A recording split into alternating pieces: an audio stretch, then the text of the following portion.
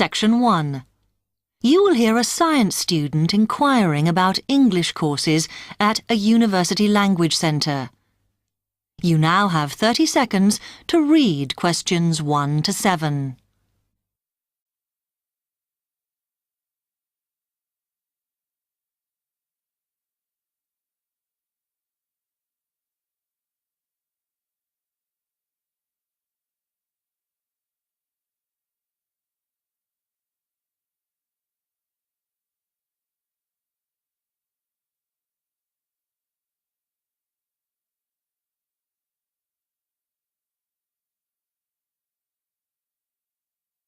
Hi, I've come to ask about the English courses you run for international students. Oh, right. I assume you're a student at the university. Yes, I've just started. Okay. Well, we've got a range of courses. It depends what you think you need and how much.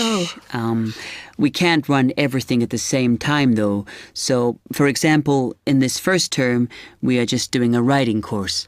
I see. That sounds quite useful. What else is there? Some of the courses only run for single terms, and we tend to focus on what students have difficulty with. That means we don't usually do speaking courses, but next term you can do listening. That'll help you with lectures and things. Our provision is all based on what the majority of our international students need. So, is everything term-based? There's nothing that you run all year? Well, let's have a look. Yes, there is a class for vocabulary and grammar every term. That's for everybody, but it's split into 3 or 4 levels. And what about in the holidays? We don't do anything during the winter or spring break. But over the summer, there's just general classes because that's what most students want. A bit of everything. Okay, quite a variety then. I'll have a think about what I really need because I haven't got much time. Do you have about 20 students in each class, the same as our science seminars? We try to keep it at about 12 and certainly not more than 15. It's important for language classes. They're very different from your normal courses. Right. And how much are the classes? The rate varies depending on how many hours you attend, but you shouldn't have to pay.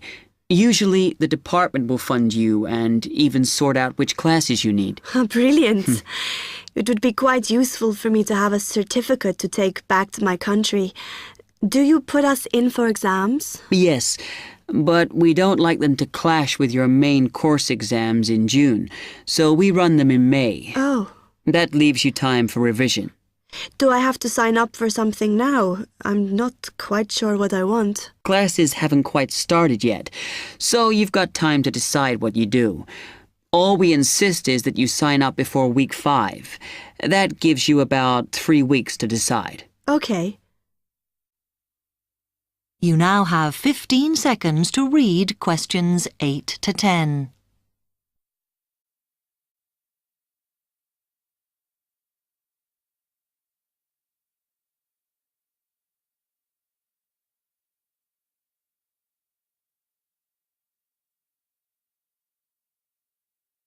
Then, when you've made up your mind, you need to come back here to the administration office to enroll. What do I need to bring with me when I enroll? My identity card, I guess. Yes, or your passport. Then you'll be given a registration form, which you'll have to show to the teacher when you have your first class. Okay. And should I ask my tutor about which classes I should do then? Yes. Then you get a note from him and give that to the desk when you register. Can I use the computers here as well? Yes. You'll be given a password when you go to your first class. So remember to bring a disk with you to save your work on, as you won't be allowed to save it on the hard drive. Okay. Will I need anything else? Dictionary? We've got loads of those here that you can borrow. But you'll need a notebook as we don't provide paper or files. Okay. Thanks.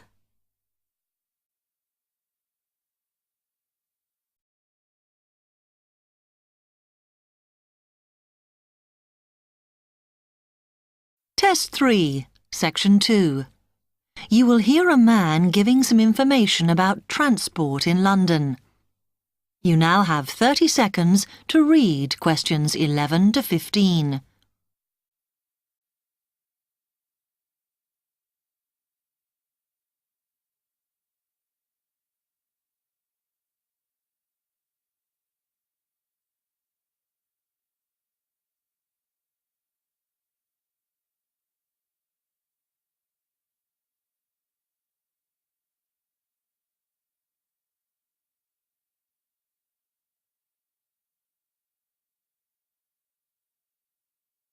Hello, can I help you? Oh, yes.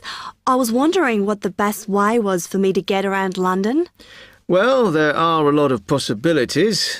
As you probably realise, the main ways to get around are bus, train and tube. Oh? The Underground. Oh. It depends how much you want to spend. All forms of transport offer special tickets, such as cheap day returns on the trains and so on.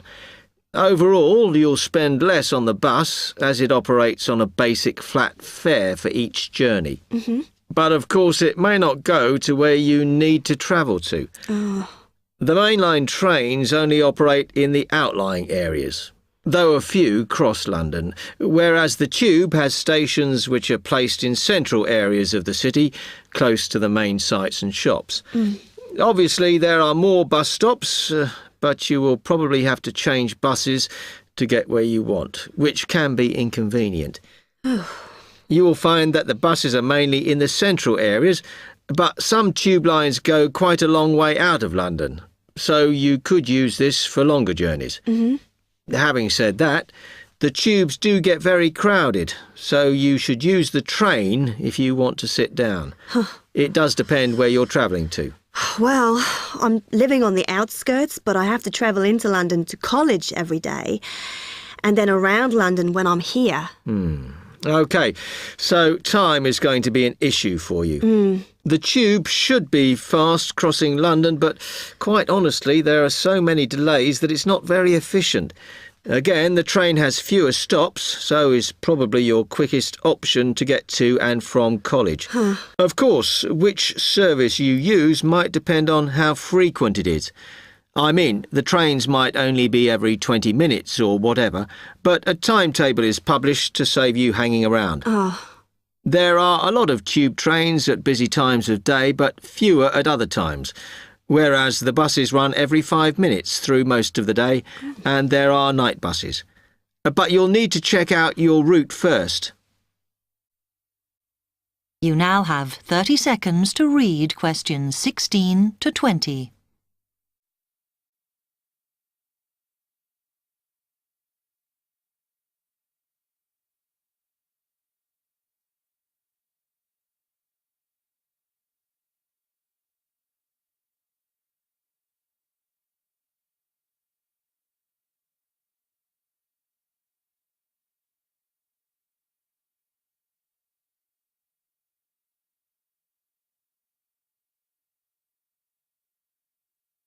OK, thanks. How can I get from here to Hackney then? Right, well, you can choose. We're here at the information office, OK? Now, next to us, on the corner of the High Street and Sweet Street, is the bus stop, opposite the bank. The bus goes all the way to Hackney, but it is a very indirect route, so it could take ages. If you want to take the train, walk down the High Street towards the city. Go past the bank, and on your left is the station, just before you get to the post office. There's a mainline service to Hackney Wick, so if you need to get into the centre of Hackney, you may need to pick up a bus when you get there. Opposite the post office, on the corner of Hart Lane, is the tube entrance. You'll see the big signs. That's probably the best way to get there, though you may have to change. It's probably best if you go and get a travel card first. To get to the ticket office, you go out of here onto the High Street. Then turn into South Street, and the ticket office is on your right opposite the cinema. Of course, you may decide it's quicker to take a taxi. But it's a long way, so I think it'll be very expensive. If you do want to get a cab, then the rank is outside here, just opposite the office.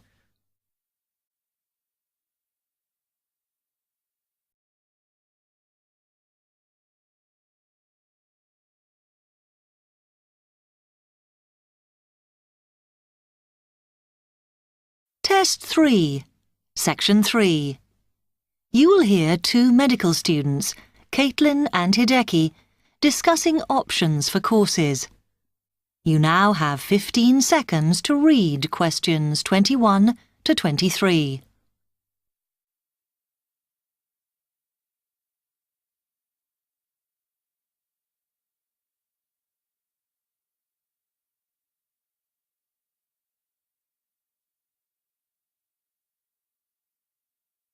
Hi, Hideki. How are you? Fine. I'm glad I bumped into you. Have you got 5 minutes to sit down and discuss our extra course options for next term? Yeah, sure. You mean the support courses for our modules? Yes. We've got 3 choices, and I'm not sure which would be best for us to do. Let's have a look. Yeah, we could do science and ethics. Sounds quite interesting. Yes, but I think we should be thinking what we get out of each course. So, science and ethics, there's a lot of reading and research to do. And I don't think it comes up in the exams, does it? I'm not sure. Oh, I see we have to do assignments and we get our score from that. But what it would do is to force us to get better at doing essays and reports. You know, organizing them and using the right kind of language. Might be worthwhile. Yeah, you're right. An alternative is the pharmacology prelim course. Oh. I think it's in case we want to go on to transfer to pharmacology at the end of the year, because lots of students do. So it depends what we want to do in the future. But apparently, they send you off to find out about various companies and the differences between their products. It would give you lots of practice in investigative studies and analysis. I think I'd quite enjoy that. Yes, I see your point. Then the other option is reporting test results. Sounds a bit boring. Not sure why they have a separate course just for that. Well, I could certainly do with some help in that. Because if you go out into industry, that's what you'll spend most of your time doing. So it's got a very practical application. I think I'm going to go for pharmacology. Me too. You now have 30 seconds to read questions 24 to 30.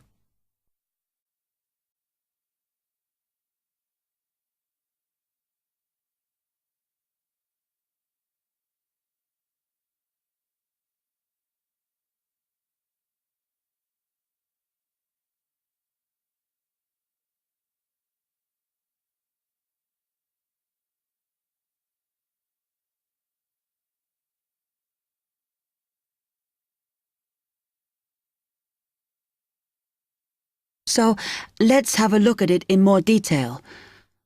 Oh, goodness. If we do pharmacology, then we have to do a supplementary maths course. Oh no, that's not fair. Mind you, I think I need it.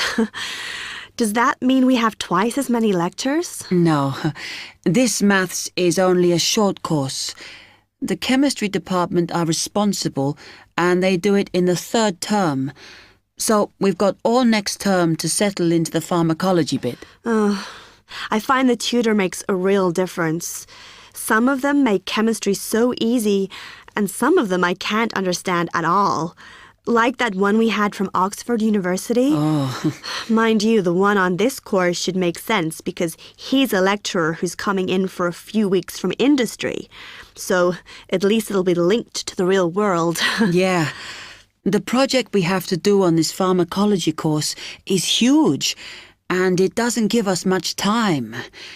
We have to make a decision about what we want to do on the project as soon as we start in January, and then hand in our plans before the end of the month. Doesn't give us much time to sort out what's possible or not. I mean, doesn't the scale of our project depend on what resources we can have? Like what equipment we can use? I suppose so, though I think there's plenty available. For example, it says that if we need to do any experiments, then we can use all the equipment in the new lab, as long as we book it. Oh, okay. It's slowly beginning to take shape for me. I think it'll be a good course. I'm just worried that I get enough support to do it. I think you'll be okay. And the tutors are always available if you get stuck. Actually, it says that if you're not sure, then in December, they'll be running 1 or 2 additional seminars.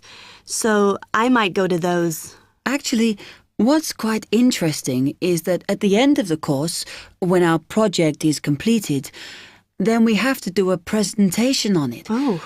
I think that's quite good practice. A bit scary, though. Well, it shouldn't be too bad, as they say that we can do it in pairs. Spread the load, as it were. Good. I have done presentations before, but I'm always very nervous. And is the presentation what we're assessed on, then? Let me look. It says that we have an interview and we get a mark for the whole course depending on how well we do in that. Oh, right. Okay,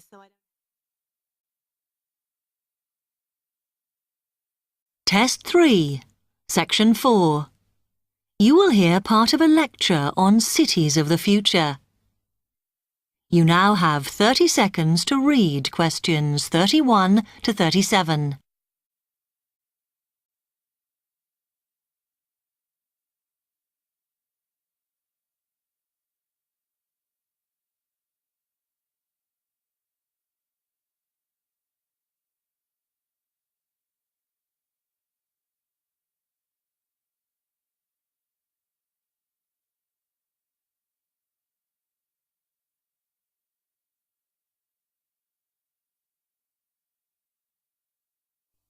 OK, we've been looking at how societies will develop in the future and at the increase in the size of cities. So I want to talk to you today about the key considerations in these cities of the future.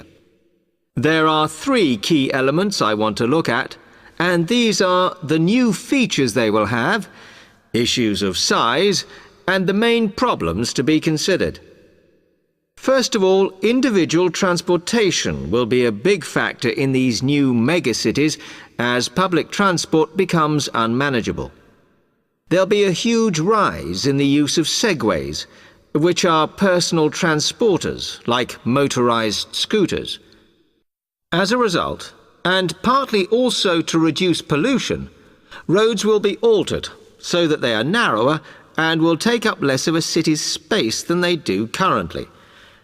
Naturally, this is a major change to the infrastructure, and something that may hinder it is the huge amount of investment it will require. The next thing is, what is going to happen to the commercial areas? We do not want these to become even larger concrete jungles than they are at present, so we have to look at design. And current designs for city development include building gardens on the roofs of these buildings to make a more pleasant environment for workers. And you may think that these areas will expand to cope with increased commercial activity. In fact, the prediction is that they will cover 1/5 of the area that they do at present as we build upwards. The exception to this is shopping centres, which we predict will expand with more and more temperature-controlled malls. What may cause difficulties is that the superstores will be confined to the outer edges of the city, as they will be too big to fit into the new malls. Then, of course, there are the residential areas, and these will undergo their own changes. One particular development will be houses which are built from glass, as innovations in this material allow it to provide light without causing problems with temperature inside a building. The residential areas will not be allowed to expand without limit, as happens in some areas at present, and their size will be restricted to a population of 15,000. One issue, which has yet to be resolved, and I'm not sure it ever will be, is how we manage to house older residents. They will be increasing in numbers as time goes on. Finally, how will these cities live? We know we have limited energy sources, so what will we do? Well, something currently in development, which will be a feature, is that waste is going to become an energy source. For example, to provide gas in homes. Also, as new technology and systems are developed, we will find that energy plants will become smaller. Another energy source we could use, but one which raises issues of having enough space and too much noise, is wind farms. Because of the problems, I'm not convinced these will be the grand solution to our energy problems that we thought they were going to be. You now have 15 seconds to read questions 38 to 40.